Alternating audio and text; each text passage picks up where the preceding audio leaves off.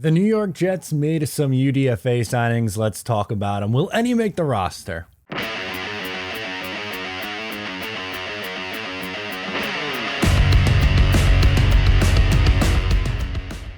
Hey, what's going on? I'm Matt O'Leary back with another video, and today I'll be talking about the Jets UDFA signings. Before we get started, I just wanted to mention that you can follow me on social media at Matt O'Leary NY.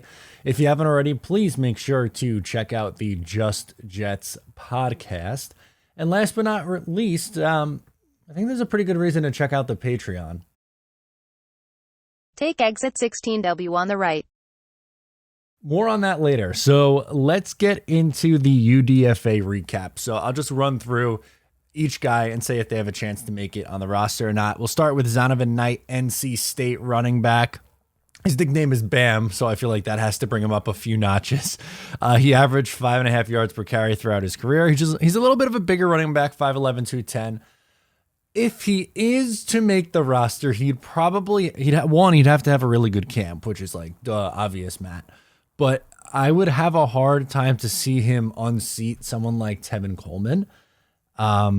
I think there's a chance he could with Ty Johnson, obviously, but maybe he sticks around on the practice squad. I don't really put him as a super high likely candidate to make this team here. As for Irvin Charles out of Indiana, kind of interesting. So he's 6'4", 223. Now, he's pretty old. He started at Penn State in 2015. He played at IUP Division II school. After that, he's from New Jersey. Now, he put up some pretty good numbers last year, but again, pretty old and against some lesser competition. The Jets feel pretty deep at that position. I don't want to jinx ourselves here talking about the wide receiver because they had a billion injuries for like the millionth year in a row at the position, but Irvin Charles has a tough battle to make this roster. That would be pretty surprising. This next guy I think maybe has the best chance of the bunch, and that's linebacker DQ Thomas from Middle Tennessee. He's a team captain, which Joe Douglas loves the former team captain, so that's number one. He's a tackle for loss machine at Middle Tennessee, and they gave him $130,000 guaranteed. Now, which in the grand scheme of things, $130,000 guaranteed at the NFL level isn't crazy in guaranteed money, obviously, but it's rare that you see a undrafted free agent get something like that, and this is a weaker positional group for the New York Jets. So DQ Thomas, that's also should be in the Hall of Fame of names right there. I love it. DQ Thomas from Middle Tennessee. I'm rooting for him just based off of that name. That's phenomenal. I think he has a chance to make this roster for depth. Again, it's a position they're not particularly strong at. The next couple of guys, I'm not so positive that they have much of a shot, and that is Savion Williams from Florida A&M. He went to Tennessee, then he was at JUCO. He had 6.5 sacks, 29 stops. He's a big boy, 6'4", 290, but the Jets, again, they have about a million other guys that they could put on that defensive line. It'd be surprising if he sticks around. Same kind of feeling with CJ Brewer from Coastal Carolina. Now, he had 32 tackles for a loss, 16 sacks in 5 years at Coastal, but he's a little bit undersized for a pure defensive tackle. So, again, another uphill battle there. Alan George out of Vanderbilt's a corner that they signed. He's long, he's lanky. He had 15 passes defended and 2 picks in 4 years at Vanderbilt, which, again, pretty decent numbers. He was pretty good there, but I'm not really so positive that he has much of a shot here.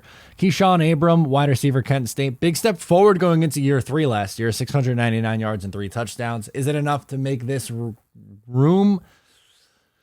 Again, probably an uphill battle. Would have to truly impress coming up here in a little bit at camp, but yeah, again, that's not really a big position of need. DeAndre Torrey, North Texas, running back, small, 5'7", $195. What do you have? 1,200 yards? Yeah, 1,215 yards and 13 touchdowns in 2021. He was productive, but undersized, smaller school. Feels like a long shot there. And the last one, I think maybe has a shot again because of the position. Safety Tony Adams. Wow. Safety Tony Adams from Illinois. He was a former team captain. Check. 5 passes defended, and 63 tackles last year. If I had to put my money on anyone having any kind of shot, I would say Tony Adams, I would say DQ Thomas, and Zonovan Knight have the best chance of this group.